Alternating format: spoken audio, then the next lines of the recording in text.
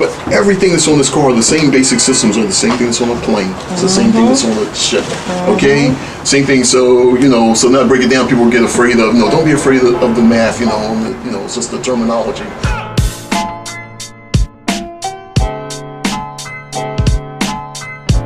Stop it. What year was this? This was back in the 90s. Yeah, it's like the 90s, yeah. Down there with the guys, whatever. That's what I'm talking about. I guess they don't want me to videotape them. I guess. This was like one of the solid blocks in the community. We were able to keep it. The street here looks nice and quiet now, but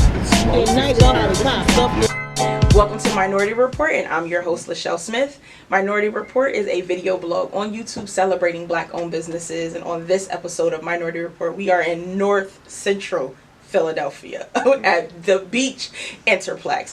I'm here with the CEO and president, Kenneth Sky, and we are going to talk about all the wonderful, phenomenal things that this organization is doing in this community and the services that they offer and provide to entrepreneurs. I want to thank you so much for being my guest. So I wanted to know more about Beech Companies, as we were talking before. I saw your press release for the Black Business Directory that you are in the process of doing, but then when I went to visit the website, and I was like, oh my goodness, this organization is doing so many other things in this community that is, just need to be talked about, and I needed to know more, and I wanted my followers to know more. So tell me, how did you get involved with the company, and now that you are running the ship? Okay, so I'll give the history. Give us the history, yes. So Beech started back in 1990. It really was a subsidiary of the William Penn Foundation. Okay, William Penn is the large foundation here in Philadelphia. Came out of the family who founded Rome House Chemicals, right? It's a multi-billion-dollar foundation. And the idea of the president at the time was a guy, an African-American named Bernie Watson, Dr. Watson, well known throughout education and some things in the Philadelphia region. And he was kind of looking at it as an experiment, because you had Temple University over in this area, North Central, you had the University of Pennsylvania, but the areas surrounding it have really all fallen apart. And it's like, how can that be that, these areas, how do you have these institutions sitting here, and then you go across the street, and, almost looks like a bomb hit it. Well, we know what happens with community development. Yes, so, and no different than, a lot of people don't know, if you go to Yale in New Haven, Yale sits over this side, if you go across the street, it's pretty rough on the other side of New Haven. Go to Washington, D.C. You see where the Capital is, and you see what communities are surrounding the Capital. Yes. So the idea was sort of an experiment. What does it take to rebuild a community around this? So back in 1990, a gentleman named Floyd Austin, was another African American, was well known. He was the president of the Board of Education, but he was a retired banker. He's one of the first black senior vice presidents of banking back in the 80s, 70s, and 80s. And so he grew up in this area. He knew the area well. He came on to take it over as a foundation. So Beech started as the Beech Corporation, which was a foundation that was just really focused right here on the surrounding area of North Central Philadelphia. And that was the beginnings of it. But since then, you've done so many other things, and you've kind of branched out and done different things in the community. So let's talk about first, let me talk to you about just the foundation alone and what services the foundation provides to the community and then entrepreneurs who are interested in getting additional funding and services and support. So it started out just pure as a foundation, giving out grants to people in North Central Philadelphia and trying to rebuild those organizations, starting new community organizations, funding some of the existing ones, and kind of rebuilding the area. Then we started a thing called, Floyd started, that wasn't here then in 1990, something called the Consortium of Cecil B. Moore organizations. And the area is also known as the Cecil B. Moore community, directly where we're at, named after the Civil Rights League. Cecil B. Moore is a civil rights leader from back in the 60s. Did a lot of great work. Also was a councilman, was an attorney, and prominent in this community. Yes, very prominent in this community with the whole Girard College situation of breaking the will so that African Americans could go to Girard College. So the area is named after him as the Cecil B. Moore community. So we're giving grants out to kind of rebuild the area and technical support that go along with this. And what you would find was that there would be several community organizations, but weren't really communicating with each other. And somebody might be looking at redeveloping a few houses on this street while there was two other organizations looking at the same thing. So just bringing that communications piece together, which still exists today. We still hold the consortium meetings several times a year for different ventures. So that was the kind of founding. What happened along the way, though, was like giving out grants wasn't enough. And so it needed some other expertise to come in. So my background really is in engineering. Okay. So I used to be the section chief of the nuclear division at the utility company. Okay. So people always ask me, how'd you go from being in nuclear engineering yes. to being here? So I was interested in always trying to get kids interested in engineering. Okay. Floyd's at the Board of Education. I knew him, like Mr. Austin, we called him Mr. Austin. And we bumped into him at the school district one day, and he just said, oh, I have this foundation and looking for some assistance, maybe you could help me. So yeah, I'll come and help you as a volunteer. Just happened, as they would say, through divine intervention, whatever. The company had an early retirement program. Wasn't going to go early retirement, but they had a package you could leave. I was going to go do something different, and so it allowed me to come and volunteer full time for a couple of years. And that's what I did. And then I wound up staying. And from those needs of giving out grants to providing technical assistance, we recognized, oh, by the way, we need some other operations here. So since then, of course, we've branched out into business banking, which we give out low-interest loans to businesses and organizations, especially like during the budget crisis here in Pennsylvania. Supported a lot of organizations that way and continue to do that. But also for businesses that need low-interest loans to expand in this area. It's great that we're creating housing, doing some other things, but we need to create jobs. Exactly. The housing piece, the city was doing sporadic housing around, so we wanted to put a systematic approach to it with my engineering skills. Yes. So we will march in order. So we put up together a strategic plan, kind of, I would say, kind of really escalated the development of housing. But what the city was doing, kind of cutting through the red tape, which has allowed us to, today, we've leveraged about 2,000 units of affordable housing in the community. That's amazing. Then, like I said, from the business banking, then we realized that in this area, of course, it was known for negativity. And, which I understand being, a member of press myself as I'll get to doing documentary films. But the fact that, you're arriving here safely isn't news. You being killed on the way here, unfortunately, would be news. The bad news always spreads first. Right. So saying if it bleeds, it leads. Yes, sad to say. Sad to say. But we have many experiences with that. So then we said, and I understand this is a business. The news is a it's a business. And so when you look at the weekend, you see like the dog sled race, well, because there's nobody at the station, they're just using filling.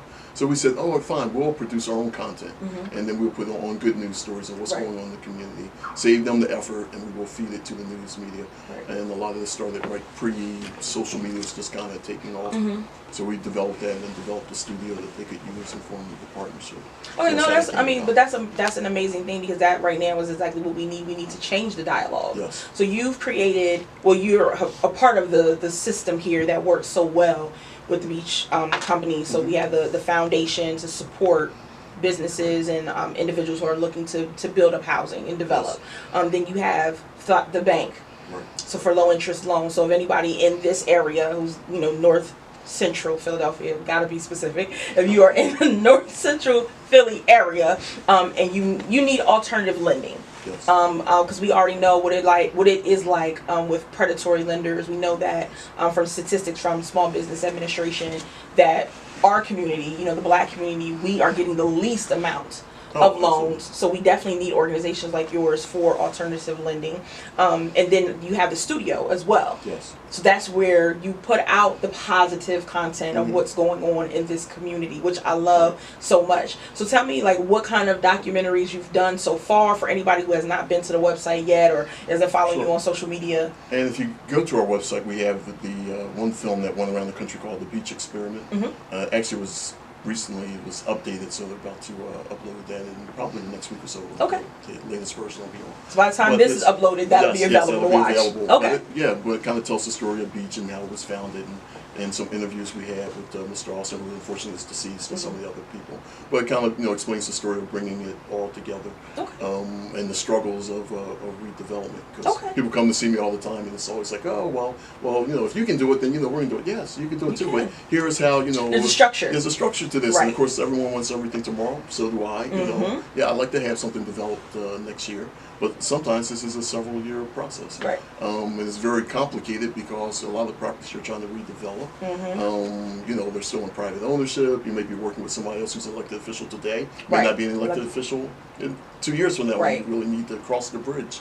So very complicated, but and then anytime you work with government can be So they're not known for speed. Exactly. So I know I share with you my experience, working with legislators and things like that. For individuals who are interested in, redeveloping their community, I know a lot of people who are tired of seeing, the vacant buildings, the blighted blocks and things like that. And, sometimes, they'll go to their legislator and they're trying to work with them to say, hey, I want to clear this out to make a community garden. Or, I want to redevelop, or I want to, buy this block. Mm-hmm. Talk about like the importance or how to go about establishing those relationships with legislators so that you can kind of like grease the wheels a little bit. Right. Well, they were saying that the squeaky wheel gets the oil. That's right. So it's important to to have a relationship. I mean, those are your elected officials. They are there working for you. Right.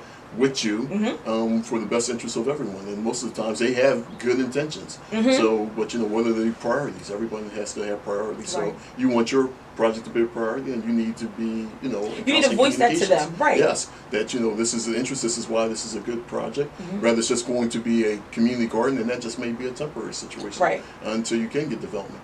The problem is, as we would say, this isn't rocket science. That in some of the areas that you're trying to redevelop, the property value is $20,000 or $50,000, right. But it's going to cost you several hundred to redevelop. So you need subsidy from the government, and unfortunately, it used to be a lot more subsidy in past administrations. Right. Now we don't know what HUD's going to look like in mm-hmm. the future. Most of the subsidy money that comes down for urban development comes through the Office of Housing and Urban Development. Right.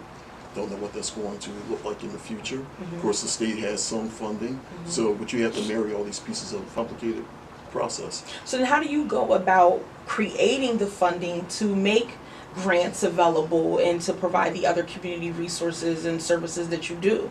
So Beech is very fortunate. One, we were part of a large foundation when we started for the first 5 years. So they had the resources to provide us because they really wanted to see what would it take to make this change happen. Since then, we've developed our own projects and properties that we charge rent, like we charge rent to the university. Mm-hmm. We own we have the movie theater and retail mall here on Broad Street. We own the land. We rent that back. We use that funding to put into other projects. Mm-hmm. We set aside some dedicated sources of funding just to give out grants every year. Mm-hmm. Give out the interest, give out the principal. Right. If anyone's familiar with foundations and how that works. Mm-hmm. So that's how you develop your own. So really, it's about social enterprise. Okay. I just think this is amazing. Again, like I said, when we were talking before we got on camera, and I was telling you what, my experiences with, foundations and lobbyists and things of that nature, to see that this is being done and spearheaded in a predominantly black community with a black man, like, at the helm, for me, that says a lot. I don't know of too many other foundations that do what you do to the degree that you do it. So I just had to come and hear more about what you're doing, and I'm very interested in the other projects that you have going on. So tell me a little bit more about what's going on Cecil B. Moore Avenue here. So we have we've developed about 350,000 square feet of commercial space. Okay. As I said, we are the landlords for the movie theater, retail, the high-rise apartment. We have other businesses here in this building, government offices. Mm-hmm. We rent space to the university, several other stores and businesses and commercial operations. And we are a predominantly black organization, right. As a nonprofit. We actually have 8 organizations though, which are Beech Enterplex, which pretty much handles our real estate. Okay. That's what I was going to ask you next. Like, what are the other little portions of Beech? Beech Business Bank, and then in Beech Capital, because we also do investments in technology, or investing in some of our young people in technology or smart apps and different things that they're coming along with. So we're actually putting some direct investments with them. And we have a now, is that in direct? Is that in like a direct relationship with Temple, or where do you get these young people that you are investing in? We recruit them out. People it's always interesting because we say, I see Temple does this. Because Temple's right across the street. Across the street. Right. Yeah. So we have a relationship. Obviously, we rent them space, but we as an organization, we have actually given them millions of dollars to help support different programs. That's what I'm trying to hear. What's going on, and so when our relationship with them is, I might spend maybe 10% of my time really dealing with Temple. It's very small. Right. So you are definitely, when you think about the fact that in proximity to what all other universities are here, clearly you could do that and have those relationships, with them. But the fact that you choose to deal with the mom and pop shops, you choose to deal with the local. Oh, that is our mission. That's exactly. That's why we're here. That's what this is all about. Right. It's not about the university. So, we have a unique relationship with them. I speak to the president. And I know the trustees and have some inner workings together. And when we can be supportive of each other, we are. But we're here for the community. Here for the community. And when we feel the university is doing something that's not in the best interest of the community, then we oppose it, and we oppose it quite strongly. Okay. So I know we were talking before about PR and how challenging it may be for like a foundation like you to like really kind of advertise what it is that you do, but you have like newsletters, you have like correspondence where people can find out more about what it is that you're doing. So talk to me about the community newsletters that you have. Who do you feature in them? How often they are available to individuals? Where can people find them if they wanted a copy? Things like that. Right. Well, they're at our website. So if you Google beechcompanies.com or you go to beechinterplex.com, you can come up and you'll see we have the different main organizations highlighted. You can go right under there where it says Beech TV and look at some of the videos. You can look at our documented film, The Beech Experiment.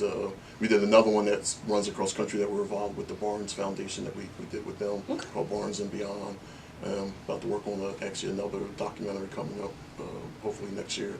But our newsletter is actually in those categories, along with all the other information about Beech and different activities. And Beech Community Services is one of our other organizations that does the direct community outreach. So the newsletter, our programs with the schools, we have a lot of like positive programs at school. We fund a lot of the music programs with the schools. Field trips, which a lot of kids don't get to go. There's so much actually to do if you just provide transportation and lunch. Right. That you could actually provide these trips so kids can get out of the classroom and actually go visit some of the different museums that do offer free admission. Right. We actually have a great museum a couple of blocks from here that's been maintained since 1800s. That's free. Just free. I sit on their board of directors, the Wagner Free Institute of Science. It's a great museum with great programs.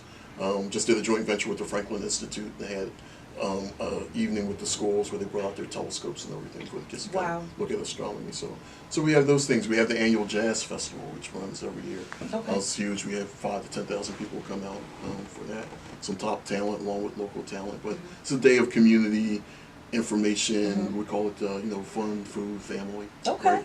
That common unity. I say that a lot in my interviews. We're talking about common unity. Just people being able to come together under one mission, just to be able to support our communities, uplift, so that we all have like a decent level of living. A certain comfortability where our needs are being met. On an everyday basis. Our children, our parents and things like that, we want to be able to provide that for them, and I'm grateful for an organization like this that is putting that into play right here in North Central Philadelphia. So the Beech Tree, talk to me about the Beech Tree. Why is that like the symbol of this organization? Okay, so this goes back to the William Penn Foundation. So they had several organizations, and they've named their sub-organizations after trees. And obviously, because they're community, the ideal is to grow roots in the community, right? Spread branches. I love that. So our organization is Beech, Beech. I know people get confused with like saying Beech all the time. They had another organization called Maple that was out in West Philadelphia, in the Manioc area. Didn't do as well, so it got dissolved, but it did kind of lay the groundwork for some improvements out there. And then they had another organization which had the best name to me. They were called the Sassafras organization, and they actually were the forerunners of what today is the Avenue of the Arts, which runs the Arts District down in South Broad. But before that, the William Penn Foundation and Dr. Watson. They're the ones who put the money up for the cap of the School of Arts and the new Kimmel Center and several of the other businesses. I love it. What is the next big project that you're working on currently? When do you expect it to come into fruition? So, well, two things. Our next big project, financially all they're things, yes. but it really is, about community housing because of the lack of funding of affordable housing, and because this is now becoming a hot area off of Center City. Of course, gentrification is a big issue. So so it was interesting before where we say in our video you couldn't give property away, right? And now all of a sudden it's like right. So it's time to hold our place and to make sure that people are aware that this is your opportunity maybe to have some wealth. You don't sell, you rent. Okay, you hold on to this building. Matter of fact, people who are renting from you, you can oftentimes get them to actually make the improvements. Okay. Your property is run down. Now see this, give them a little rent for 5 years, and then you have the property for yourself in the future. Well, see now you're starting to plant a seed because I've been having multiple conversations, and this is kind of like a sidebar. I wasn't expecting to go in this direction, but I'm gonna take it there since we're here. Having a lot of dialogue, having a lot of conversations about this current administration, talking about interest rates being changed for corporations, talking about some of the things that the previous administration had put into place as far as home ownership, lending opportunities, things of that nature, even with just import exports. Everything right now is up in the air. We're still not exactly certain what is going to happen, but I'm a firm believer that the direction is that there are going to be opportunities to make money. So I would like to know, like, what is your perspective as a developer, as a lender, as a leaseholder, as like a landlord, so to speak. What do you think we would need to do as a community of just our black people? What do you think we need to be doing to brace ourselves for this administration, and then to kind of the best word I could say is just take advantage of what is happening so that we can create generational wealth. Right. So that gets back to, I come from one of those families that are always good with these sayings, right? And one of the things like, some people only see problems, but smart people see solutions. There you go. Okay, so so there's opportunities, always opportunities to do well and make money, depending on the environment. So right now, if you're in one of these areas where you see gentrification is sweeping through, no, don't move. I mean, I said one time before, we call it being on the wheel of poverty. Yes. Okay, so you're on the wheel, of poverty. You don't want to leave and go to another depressed area. Right. Everything that you want is coming to this area. We've actually put in libraries. We have the movie theater. We have everything that you want here. The supermarket. Everything is here now. Why would you leave? Now's the time for you. Your property. If someone comes and offers you $100,000, don't you think it's going to be worth $300,000 in the future? Right. Why would you sell? Again, hold on to a rent. Even if you want to leave now, hold on to what you own and rent it out. Yes, you have those opportunities. We're kind of looking at the mainstream African American businesses, of course, are in directories. You'll find them, the dentists or whatever. But we're really looking at sort of the hidden businesses. And this came about because, again, I had to have some trees taken down. And I knew several people that did that kind of work, and people were calling me all the time. And I realized none of these people are in a business directory. Right. It's all word of mouth. So how do we, get these dollars recirculated again in our community amongst people that look like us, for our benefit? Right. That's really what it comes down to. That is what it comes down to. That's the whole point of my blog. That's the whole point of my Minority Report, my YouTube channel, my social media, is to create word of mouth. I mean, I know, because I'm diligently looking for black-owned businesses, that there are multiple directories out there. And I believe that we need them, because I have too many conversations of someone saying, well, I don't know where a black-owned business is. And I'm like, they're everywhere. What do you mean? Just the statistics alone just show there are more than enough black-owned businesses. And I'm a firm believer that you can probably get anything from a black-owned business outside of prescription drugs. Yes. I mean, even their pharmacies. Yes. I mean, we have pharmacies, but I mean, like, if they're manufacturing prescription drugs, we do have we have pharmacies on that end, but on the back end, I don't think there's enough black manufacturing companies. But for your everyday needs, whether it's black-owned gas stations, whether it's shoes, clothes, barbershops, salons, grocery stores, lawn care, we are your doctors, your dentists, your everything. Funeral homes, nursing homes, patient care. Yes. We're everywhere. And I appreciate the fact that you are in the mindset of, we need to take over our community instead of waiting for someone else to come in and gentrify and things of that nature. Oh, yes. Definitely, you are an asset. Beech Companies is an asset, and I thank you for being a guest on my show. I will definitely catch you guys next time. Right. And my motto, don't have a seat at the table, own the table. Own the table. Yes. That's what I'm talking about. Trying to hold this table. I don't want to see that table. I built this table. Y'all owe us money.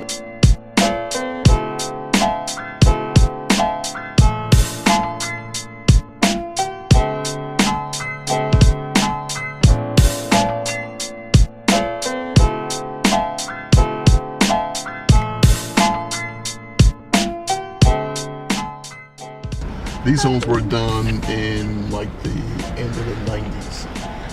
How much? 110? 34.